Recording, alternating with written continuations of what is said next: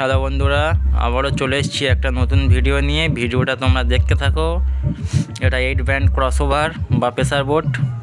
তো এটাতে 8টা বেস করা আছে, আর সামনে ভিউ মিটার স্ট্যান্ডার্ডের মতনই সেম। তো সাউন্ড টেস্টিং করছি, তোমাদের দেখো।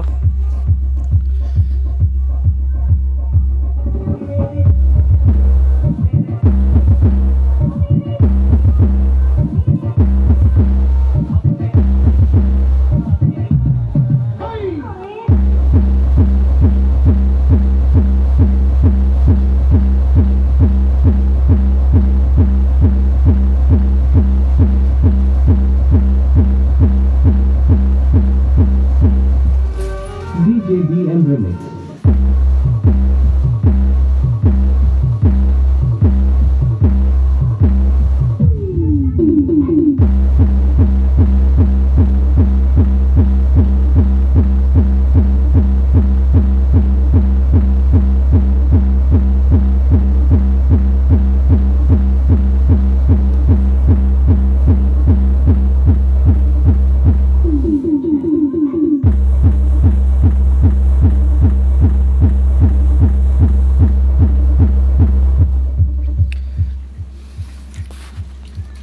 তো বন্ধুরা, এরকম প্রেসার বোর্ড যদি তোমাদের লাগে তো তোমরা আমার সাথে যোগাযোগ করতে পারো।